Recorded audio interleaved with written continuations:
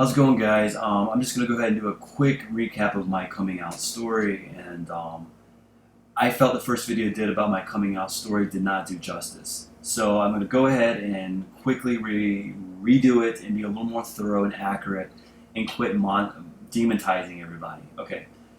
So I was born in a Christian family. I was a identical twin brother. Thank to God I have an identical twin brother. And he was straight. I ended up getting all the gay stuff. Michael must have sent all the estrogen my way when I was in the womb. No. Well, actually, I wasn't gay to start with. I was bisexual. And, well, not sexual. I can't say that word when you were 5 years old. By the time I was 5, I realized I liked boys and girls. I had crushes on my older brother's friends. They would bring their friends home, and whether it was sometimes they'd have a girl, and I would either like her or I wouldn't. Sometimes they'd bring their friends home, and I would have crushes on them. I remember I had a crush on one of their friends. Unbelievable. I'd always stare out the window and look at them. But I also had the same feelings for this girl next door. So I always had crushes on particular people, per se. And as I kindergarten, once I started kindergarten, I just same thing. I had puppy love for this girl. I actually had 3 crushes on 3 girls that same year. I was probably no thoughts about boys or anything like that year. First grade, though, I had a crush on a girl earlier on, and I remember having this crush on this boy that developed, and it fully blossomed. And I really liked him a lot. Anyway, I'm straight to the point. Anyways, as I got to, as a second grade again, I was just a boy, boys. I was just constantly obsessed. I was just like, I like boys so much more than girls. I hate girls. Girls are just like, what do people see in girls? So I remember by the time I was 5th grade, I'm like, I think I'm gay. I was the first one to enter puberty, so I had zits all on my face and stuff. So my hormones were really raging. I was starting to become a man, and I was like, uh-oh, I still like boys. What's going on? I think I'm going to turn into this gay, as everyone talks about. And then I remember I would check, and I thought if you turn gay, you're going to sort of be kind of like a woman when you mature. Like, I thought you were going to grow breasts and like to dress like drag and stuff. So every day I would look in the mirror every morning and check to make sure I wasn't growing breasts, because I always heard about boys growing breasts at 14. So I was like, oh, no, I don't want to grow breasts. By the time I was 15, I realized, okay, I'm not going to become that. But I was like, I wonder if I'm going to become one of the femme gays as I mature into a man. Because I didn't feel like the other gay guys I saw on TV, because I was ignorant. Back when I was younger, there wasn't internet like it was today. I couldn't just hop on the internet and just Google something. None of that really existed so much as it does today. High school, the dust had settled in as far as me being gay. Is like, I don't think there's no way back. I can't become straight. I was like, but maybe if I lick some girl's pussy or something, it'll turn me straight. I'm like, no, it's not gonna work. I was very repressed. I didn't even do anything gay or straight as far as sex life goes. So I was just basically in the closet, so to speak. And I didn't even mess around. I didn't even peek outside the closet, so to speak.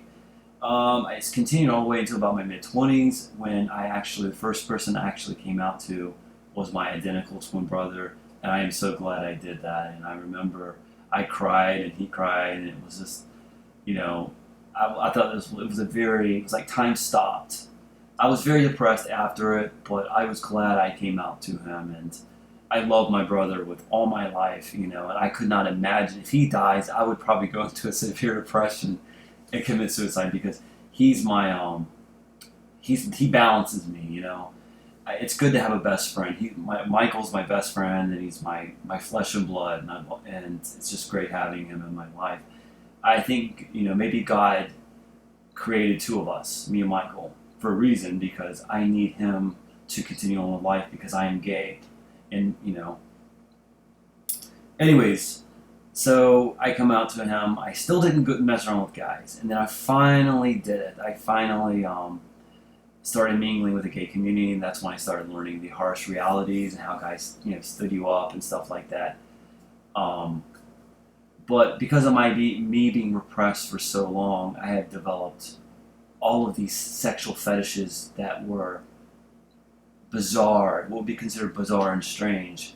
I should have engaged sexually at 13 and 14. I think that's what I should have done, because that would have probably remedied a lot of problems. I wouldn't have started all these strange, bizarre fetishes.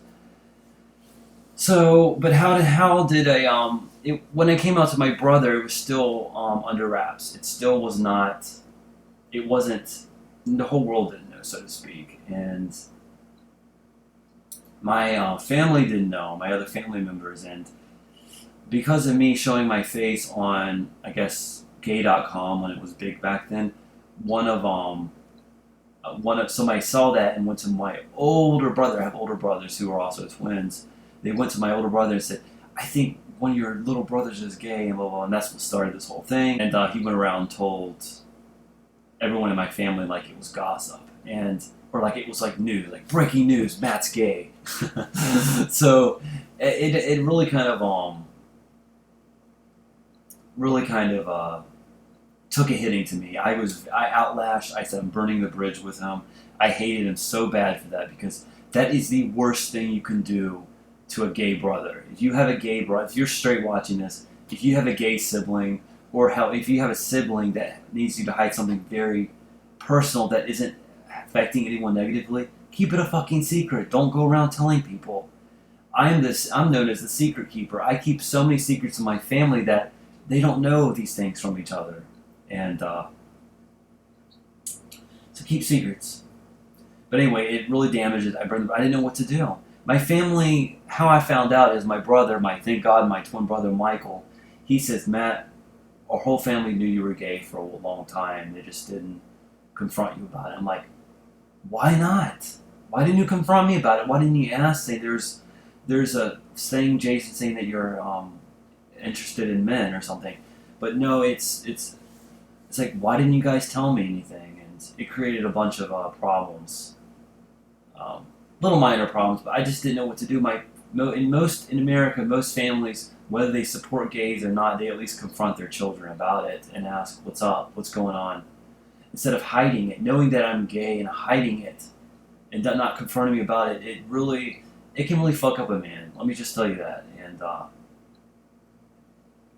I'm proud of being a gay man. I love being a gay man. I think at the time when I was younger, I condemned it. Now, as I get older, it is still challenging. It will always be a challenge for the rest of my life. My grandkids, it won't be so much of a challenge, but I am so thankful that I am gay, because it made me become sympathetic and caring of all walks of life. And I notice a lot of people that are not gay, not all of them, but a lot of them lack those qualities of compassion. And my heart has grown so much as I've gotten older. I'm older now. I'm not like I'm 16 anymore. But since then, I have a big heart, and I'm very compassionate, and I have a lot of respect for other gay men, other ethnicities, and the trials and tribulations they have to go through for being themselves. I do it on a regular basis. The advantage is I have the option of hiding, and I choose not to hide. I choose to be out. I choose to be myself. I'm a gay man.